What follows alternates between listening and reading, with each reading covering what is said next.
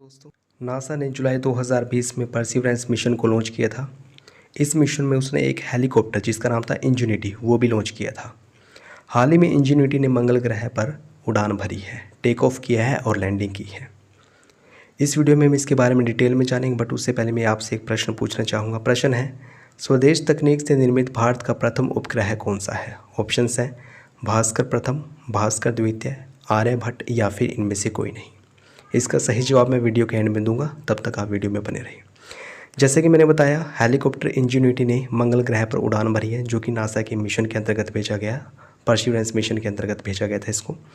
यह किसी अन्य ग्रह पर पहली संचालित और नियंत्रित उड़ान है। ऐसा पृथ्वी पर पहली बार वर्ष 1903 में किया गया था, राइट ब्रदर्स के द्वारा। कहाँ पर किया गया था? उत्तरी कैरोलिना के किटी हॉक में ये प्रदर्शन किया गया था, हेलीकॉप्टर को उड़ाया गया था। इंजेन्यूटी मंगल ग्रह पर उड़ान भरने वाला पहला हेलीकॉप्टर है। आज से पहले कभी किसी ने नहीं किया। नासा ऐसी पहली स्पेस एजेंसी है जिसने मंगल ग्रह पर एक हेलीकॉप्टर को उड़ाया है। जैसे कि मैंने बताया, परसिवरेंस मिशन को जुलाई 2020 में लॉन्च किया गया था और इसमें एक वायरलेस संचार प्रणाली लगाई गई है, जिसमें एक कंप्यूटर, नेविगेशन, सेंसर और 2 कैमराज हैं। एनर्जी की बात करें तो ये सौर विकिरणों के माध्यम से एनर्जी प्राप्त करेगा, अपने आप को चार्ज करेगा, फिर उड़ेगा, फिर लैंडिंग करेगा, ये सब कार्य करेगा ये। बेसिकली इसका उद्देश्य एक काम करना था, मतलब इसके माध्यम से नासा ये चेक करना चाहता था कि क्या मंगल ग्रह पर कुछ उड़ाया जा सकता है, यानी कि प्रयोग के लिए भेजा गया था। इसका उद्देश्य कुछ बड़ी चीज़ नहीं करना था, कोई बड़ा काम नहीं करना था, इसको प्रयोग के लिए भेजा गया था। और यह उन क्षेत्रों पर जाकर नमूने एकत्र करेगा जहाँ पर रोवर नहीं जा सकता, क्योंकि ये उड़ सकता है, उड़कर ये कहीं पर भी जा सकता है, वहाँ पर भी जा सकता है जहाँ पर रोवर नहीं जा सकता। तो ये उन स्थानों पर जाएगा जहाँ पर रोवर नहीं जा सकता और कुछ इंपॉर्टेंट डाटा कलेक्ट करेगा। नासा के परसिवरेंस रोवर की बात करें तो यह लाल ग्रह यानी कि मंगल ग्रह से संबंधित रोवर है। इसको मंगल ग्रह की सतह पर उतारा गया है। यह 2 वर्ष तक वहाँ पर काम करेगा और हमें बताएगा कि क्या एक्चुअल में वहाँ पर प्राचीन जीवन था, या फिर यूँ कह लीजिए वहाँ पर भी जीवन था। क्योंकि साइंस का मानना है जैसे पृथ्वी पर जीवन है, ठीक ऐसे ही मंगल ग्रह पर भी जीवन था। वहाँ पर बहुत सारी नदियाँ बहती थी। क्या ये एक्चुअल में सही था, ये सच था? इस सब बात के बारे में हमें ये बताएगा। मंगल ग्रह की बात करें तो यह सूर्य से चौथे स्थान पर स्थित ग्रह है। सूर्य का सबसे नज़दीकी ग्रह है बुध, शुक्र, पृथ्वी और मंगल, ये क्रम है इनका। और यह सौरमंडल का दूसरा सबसे छोटा ग्रह है। पहला सबसे छोटा ग्रह कौन सा है? बुध। उसके बाद दूसरा सबसे छोटा ग्रह मंगल है। इसको लाल ग्रह के नाम से भी जाना जाता है। मंगल ग्रह का आकार पृथ्वी का लगभग आधा है। मंगल ग्रह और पृथ्वी के बीच काफ़ी समानताएं हैं। जैसे पृथ्वी सूर्य के चारों चक्कर लगाती है, मंगल ग्रह भी सूर्य के चारों चक्कर लगाता है। बाय द वे कोई ख़ास बात नहीं है। मंगल ग्रह चूँकि हमारे सौरमंडल का सदस्य है तो सूर्य के चारों चक्कर लगाएगा। और कहाँ लगाएगा?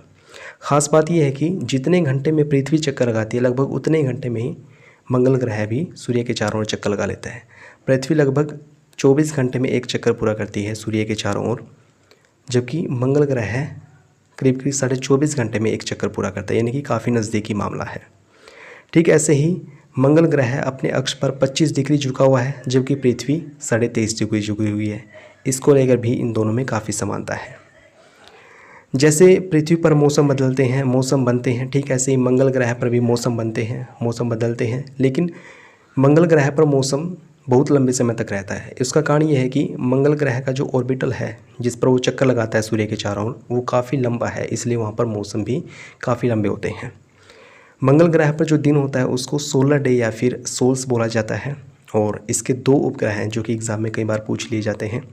इसके 2 उपग्रह कौन कौन से हैं? फेबोस और टीमोस। फेबोस और टीमोस ये दोनों के दोनों मंगल ग्रह के उपग्रह हैं। क्या भारत ने भी कभी मंगल ग्रह के लिए कोई मिशन लॉन्च किया है? जी हाँ, नवंबर 2013 में भारत ने मंगलयान मिशन को लॉन्च किया था। मंगलयान मिशन इसरो के द्वारा आंध्र प्रदेश स्थित सतीश धवन अंतरिक्ष केंद्र से लॉन्च किया था। किस रॉकेट के माध्यम से लॉन्च किया था? PSLV C-25 के माध्यम से लॉन्च किया गया था। यह मंगल ग्रह की सतह पर खनिज और मीथेन की संरचना का अध्ययन करेगा। वहाँ पर खनिज या मीथेन कितनी मात्रा में है, उनका संरचनात्मक ढांचा क्या है, इन सब के बारे में हमें बताएगा। आइए इससे संबंधित एक प्रश्न देख लेते हैं। प्रश्न है, परसिवरेंस मिशन के संदर्भ में निम्नलिखित कथनों पर विचार कीजिए। पहला, यह नासा का एक मून मिशन है। दूसरा, इंजेन्यूटी मंगल ग्रह पर उड़ान भरने वाला पहला हेलीकॉप्टर है।